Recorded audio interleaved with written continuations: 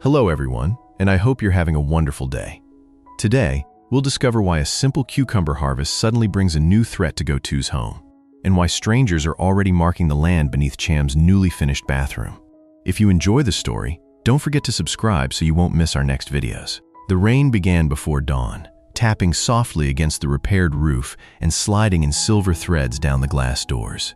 Ngo Tue had barely slept, because every time he closed his eyes, he heard last night's deliberate knocking against bamboo. Ngo Tue had waited beside the darkened doorway, refusing to open the gate while careful footsteps climbed the wet mountain path. Whoever came never crossed the fence, and after several long minutes, the footsteps slowly moved away into the darkness.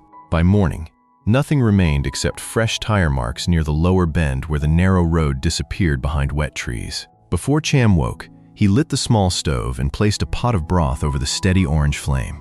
He added noodles, sliced garden greens, and the final pieces of meat he had carefully saved from the lower market. Beside the pot, 2 eggs boiled quietly while warm steam slowly pushed the damp mountain cold from the room. Behind the thin curtain, something moved, and Cham appeared with tangled hair, sleepy eyes, and only one sandal. "My other sandal is hiding," she said, disappearing behind the curtain before returning with the missing one in her hand. Ngo Tue divided the noodles between 2 bowls, and Cham immediately reached toward the fresh mustard greens beside the stove.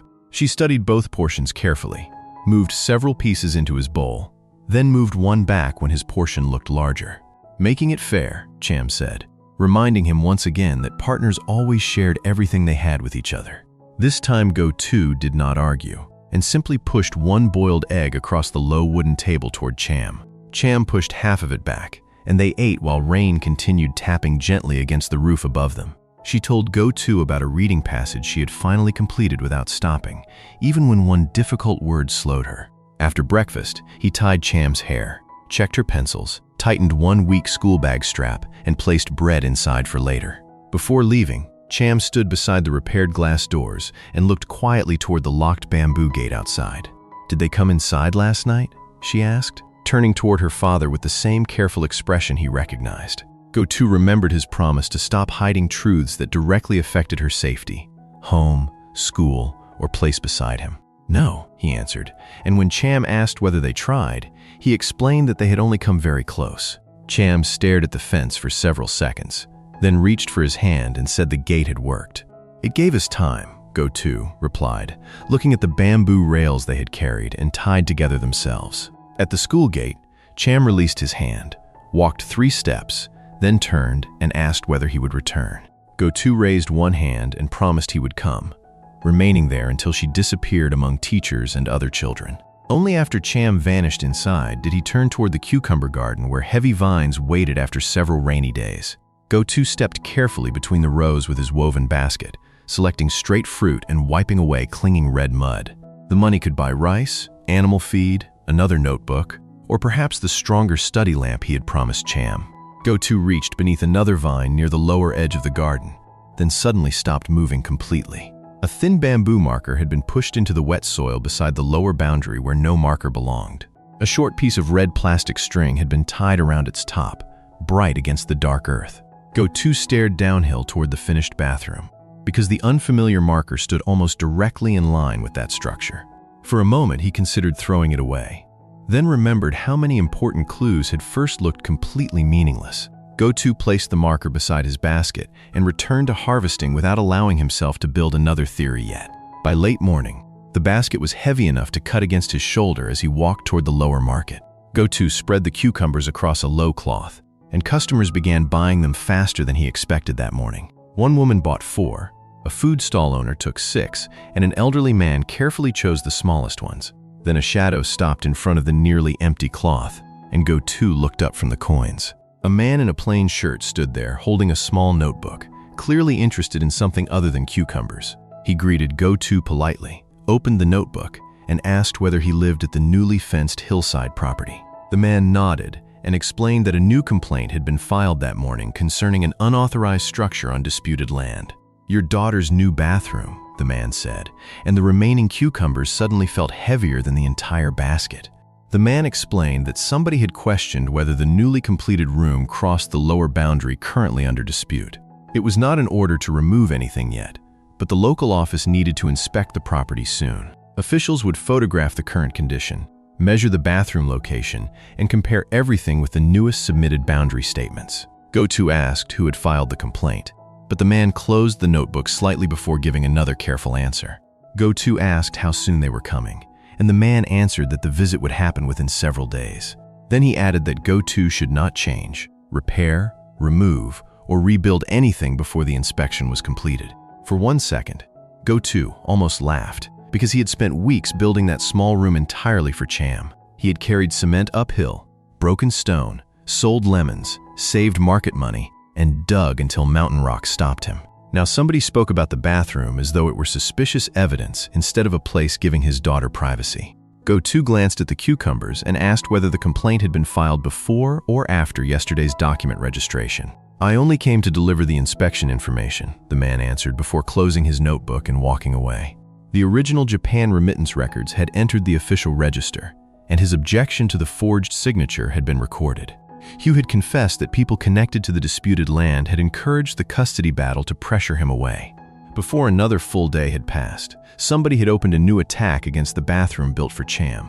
Not with a hammer, not with a threat shouted outside the gate, but with another piece of paper. Ngo Tue slowly gathered the remaining cucumbers and counted the coins because daily needs still waited regardless of the new problem. Cham still needed food, the rabbits needed feed, Lou needed rice scraps, and school expenses would not disappear. He folded the market cloth, lifted the basket, and began walking home while mist drifted across the narrow mountain path. Each step made the coins knock softly together inside his pocket, reminding him how little money could protect at once.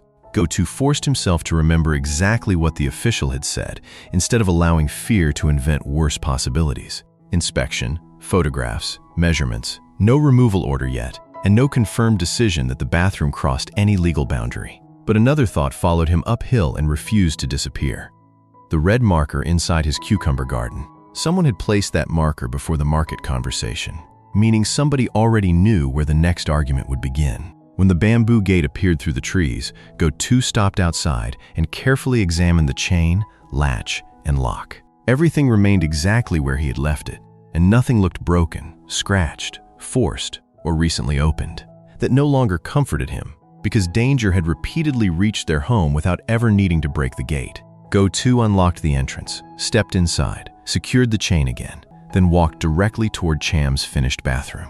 The little room looked almost absurdly harmless beneath the gray sky, with simple walls, one wooden door, and a small window. Cham's plastic bucket rested upside down beside the entrance while rainwater moved quietly along the drainage channel below. Ngo Tue crouched near the disputed edge and looked from the bathroom toward the place where he found the marker. Then he noticed a small stone beside the drainage channel, and fresh red paint covered one narrow side. He picked it up and immediately recognized the same color as the plastic string tied around the bamboo stake. Someone had already been measuring, marking, or preparing the disputed line before the official inspection had even begun.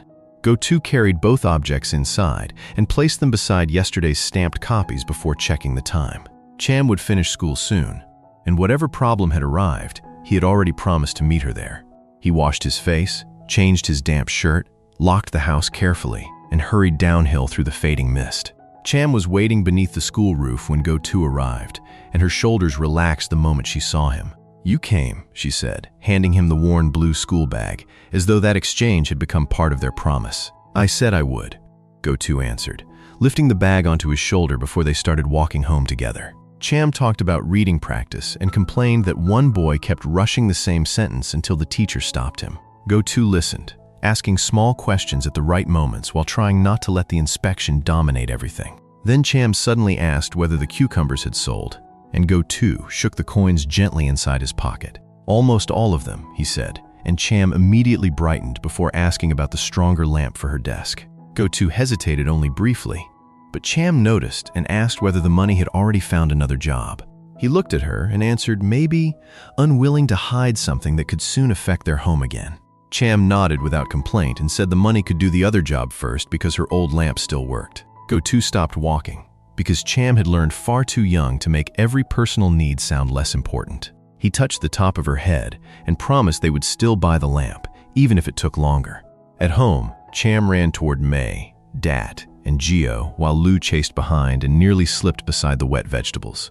Ngo Tue watched her feeding rabbits for several minutes while the finished bathroom stood quietly behind them near the boundary. Cham eventually noticed his attention and asked whether something was wrong with the room they had worked so hard to finish. Ngo Tue remembered the promise he made after the confrontation with those men and walked with her toward the bathroom. "Someone complained about where we built it," he explained, keeping his voice calm and giving her only confirmed information. Cham looked at the walls, then asked why officials were coming if the bathroom was finished and nothing was broken. Ngo Tue crouched beside her and explained that they wanted to measure the land underneath and compare it with documents. "Can land move?" Cham asked, looking down at her sandals as though the wet ground had suddenly become uncertain. Ngo Tue almost answered no, then remembered forged signatures, changed maps, altered records, and money moving without his knowledge.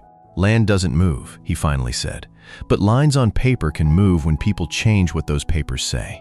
Cham looked toward the bathroom door and asked whether officials would take it away if their paper placed the boundary there. "I don't know," Ngo Tue answered, hating the uncertainty but refusing to replace it with another comforting promise. Cham nodded because the answer was real, then quietly followed him back toward the repaired house before evening rain returned.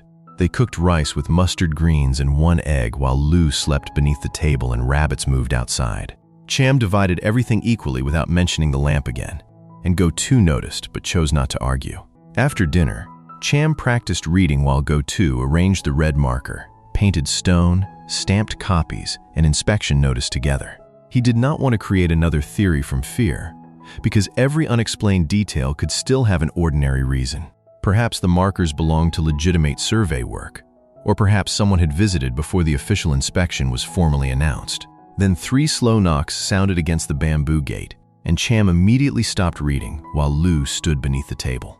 Ngo Tue looked through the repaired glass and saw a man outside holding a measuring tape beneath the evening mist. Behind him stood another man carrying several wooden stakes, each one marked with red paint and plastic string. Ngo Tue crossed the yard but did not unlock the gate, keeping the bamboo barrier firmly between them. "Who are you?"